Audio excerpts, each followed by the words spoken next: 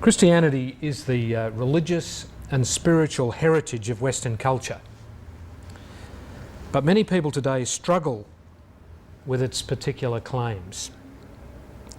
And one of the reasons for this is that a dominant feature of the mental landscape of contemporary people is pluralism or perspectivism. And pluralism conflicts with Christianity at a number of very critical points. Now, this seminar explores the uniqueness of Christianity in a pluralist society and puts forward a case for why Christianity is a far more reasonable and compelling foundation for life than pluralism. A few years ago, the creative American film director Mike Figgis produced a film called Time Code. Now, it was a rather fascinating film. It didn't do very well, and you'll understand why when I explain to you how it worked. But basically what he did is that he shot every scene of the film with 4 different cameras. Now, that's not unusual in itself, because then they usually take the best angle and edit that into the final film. But in his case, each of the 4 angles of every shot, each of the 4 perspectives was shown on screen at the same time. So the screen that you looked at was divided into 4 quadrants, and you got these 4 angles of every shot right through the whole film. Now, Figgis described why he did it in these words. He said, "The audience can make its own editing choice." In other words, the viewer creates their own interpretation by consciously or unconsciously editing the perspectives in their mind. And so the film means what the viewer chooses it to mean, rather than having the author's or the director's meaning imposed. Now, the philosophy behind the making of this film is pure postmodern perspectivism. There is no absolute objective truth or meaning out there. We all just construct our own views from our own perspective. Now, of course, there is some truth in perspectivism. Take a car accident, for example. Let's say that a car accident was viewed by 4 different people from 4 different angles. If you got the information from those 4 people about the accident, you would get a much more complex picture of what happened, and possibly in the end, a richer picture of what happened in the event. But when you push it to its extreme and you apply it to questions about right and wrong, truth, justice, and so on, it leaves you with no ultimate reference point. It's anti-foundational. And of course, it's very difficult to live out consistently in real life. And in fact, it's confusing personally and may contribute to social disintegration as well. But it's a very common contemporary way of viewing the world. Now, let me say something about the way people view the world. We talk about world views. Now, what we mean by that phrase is the way in which people look at the world, look at reality, look at life.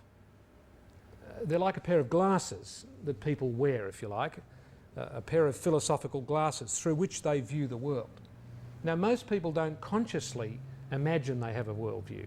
They don't consciously think that they're wearing a pair of philosophical glasses.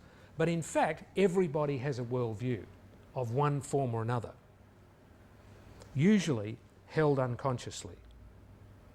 And through that worldview, we interpret life. We cope with life and its difficulties, suffering, death, disappointment, and so on.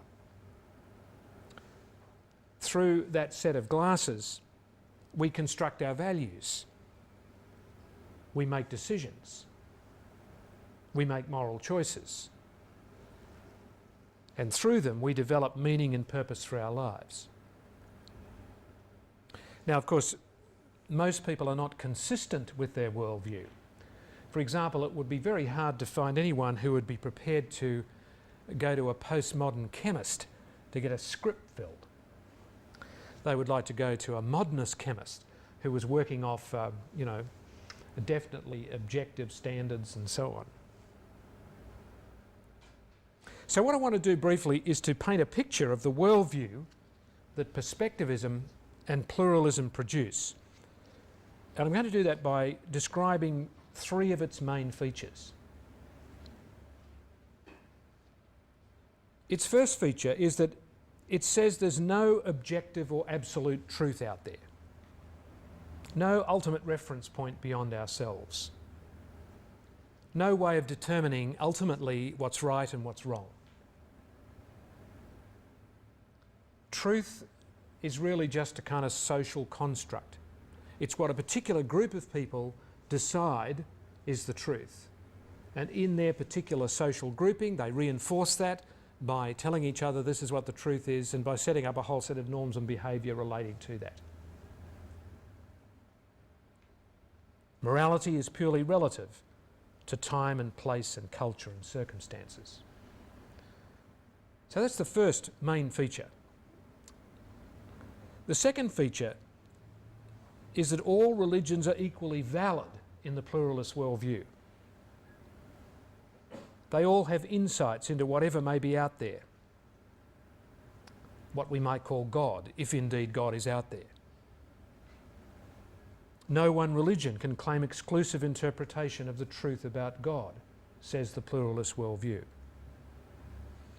And there's a favourite illustration that's used about four blind men being brought to an elephant, and each of them touched the elephant at a different point.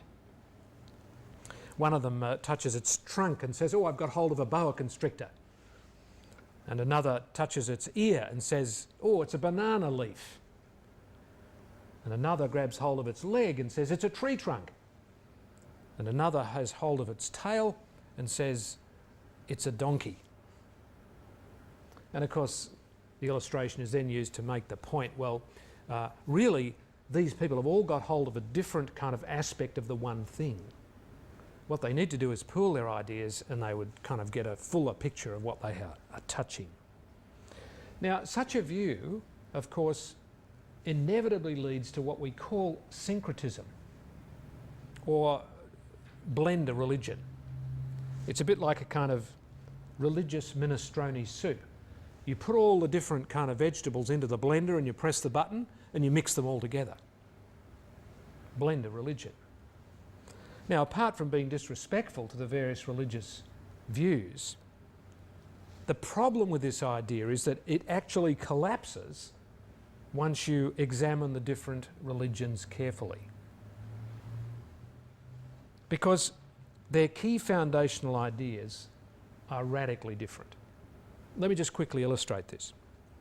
Take the Eastern families of faith, Hinduism, Buddhism and so on. They come from a philosophical perspective that we call monism, mono, one. They see the whole universe, everything being connected as one. As the river Ganges flows down into the Indian Ocean, so a drop of water flows into the river and then into the ocean and becomes one and merges with it. So the individual soul merges with the whole cosmic consciousness. It's really part of the whole. And in Eastern thought, the difference between things is illusory. The difference between myself and this rostrum here is an illusion, really. It appears to be the case, but in fact I and the rostrum are one. There is no kind of difference. And part of the process of spirituality is to transcend this world of difference, to merge one's own self, one's own consciousness with a cosmic consciousness. So creation, God, everything is connected and part of each other. It's monistic.